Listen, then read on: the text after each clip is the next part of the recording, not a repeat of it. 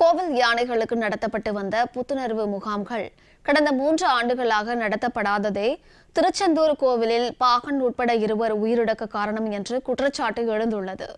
இதுபோன்ற சம்பவங்கள் இனிவரும் காலங்களில் நடைபெறா வண்ணம் ஆண்டுதோறும் யானைகளுக்கு புத்துணர்வு முகாம்கள் நடத்தப்பட வேண்டும் என்ற கோரிக்கை வலுத்துள்ளது. தூத்துக்குடி மாவட்டம் திருச்செந்தூர் சுப்பிரமணிய சுவாமி கோவில் தெய்வானை யானையை களியக்காவிலையைச் சேர்ந்த பாகன் உதயகுமார் கவனித்து வந்தார்.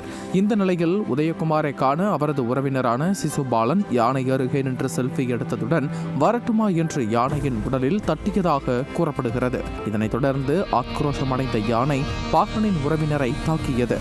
அப்போது தடுக்க வந்ததால் பாகனையும் யானை மிதித்துக் கொன்றது. யானை மிதித்து 2 பேர் இறந்ததால் பக்தர்களிடையே பரபரப்பும் அச்சமும் ஏற்பட்டது. இந்த நிலையில் யானைக்கு மருத்துவ பரிசோதனை மேற்கொள்ளப்பட்ட நிலையில் பெண் யானை தெய்வானைக்கு மதம் பிடிக்க வாய்ப்பு இல்லை என வனத்துறை தரப்பில் தகவல் தெரிவிக்கப்பட்டது. தெய்வானை யானைக்கு மனநிலை மற்றும் உடல்நிலை ஏதேனும் பாதிப்பு இருக்கிறதா, வைரஸ் எதுவும் தாக்கியுள்ளதா என்பது தொடர்பாக முதற்கட்டமாக கால்நடை பராமரிப்பு அதிகாரிகள் வனத்துறை மருத்துவர்கள் சோதனை மேற்கொண்டனர்.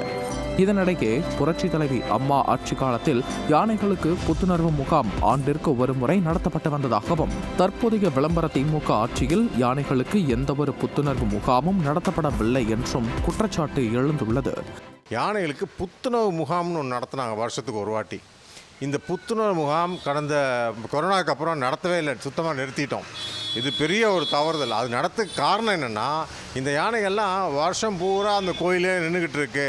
அது கொஞ்ச நேரம் போயிட்டு மற்ற யானைகளோட கலந்துருக்கட்டும். ஸோ ஒரு சோஷியலைசிங் மூமெண்ட்டு. அதனால் அதனுடைய விரக்தி, அதனுடைய அந்த சோர்வு எல்லாம் போயிட்டு ஒரு ரீஜுவனேஷன் தான், அதான் புத்துணர்வு. ஸோ அந்த மாதிரி இந்த யானைகளுக்கு கிடச்சி அந்த யானையை திரும்பி குதூகலமாக அடுத்த 10 மாதம் கோயிலில் இருக்கும்னு சொல்லி தான் அதை ஆரம்பித்தது.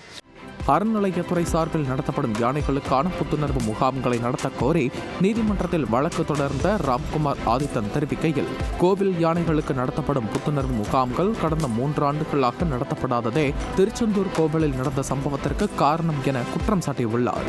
மனித வாழ்வியல் மற்றும் கோயில் பழக்க வழக்கங்களில் அங்கமாக மாறியுள்ள யானைகளை அதன் இயல்பு மாறாமல் காப்பதற்கு புத்துணர்வு முகாம்கள் அவசியம் என ராம்குமார் ஆதித்தன் வலியுறுத்தியுள்ளார். இப்போ கோவில்கள்லேயும் அந்த ஷவரு, தொட்டி இந்த மாதிரி ஒரு ஃபெசிலிட்டி யானைகளுக்கு கொடுக்கப்பட்டாலுமே அந்த நட்போட பழகக்கூடிய மற்ற யானைகளோட தொடர்புகள் அதுக்கு கிடைக்கல. இந்த மாதிரி என்னதான் வசதி கொடுத்தாலும் அந்த காட்டோட வாழ்வியல் சூழல் அதுக்கு கொடுக்கப்பட்டால்தான் யானைகள் இந்த மாதிரி மனிதர்களை தாக்கக்கூடிய சம்பவங்கள் வராது. ஏன்னா அந்த இரிட்டேஷன் யானைகளுக்கு இருக்காது. வழக்கமான உணவுகளை உட்கொண்டு வரும் யானையின் கண்களில் இருந்து கண்ணீர் வடிந்து கொண்டே உள்ளதுடன் யானை பாகன் உதயகுமார் இறந்த இடத்தையே பார்த்து கொண்டிருப்பதால் யானையை கால்நடை பராமரிப்புத்துறை அதிகாரிகள் தொடர்ந்து கண்காணித்து வருகின்றனர்.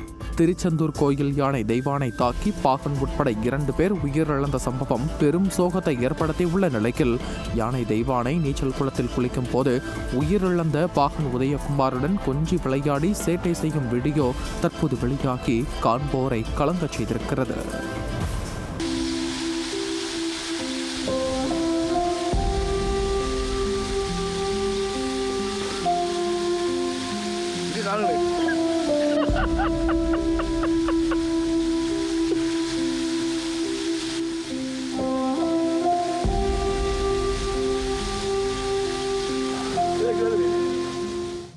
எனவே புரட்சி தலைவி அம்மாவின் ஆட்சி காலத்தில் யானைகளுக்கு புத்துணர்வு முகாம் நடத்தப்பட்டு வந்தது போல் விளம்பர திமுக ஆட்சியிலும் ஆண்டுதோறும் புத்துணர்வு முகாம்களை நடத்த பக்தர்களும் விலங்குகள் நல ஆர்வலர்களும் கோரிக்கை விடுத்துள்ளனர்.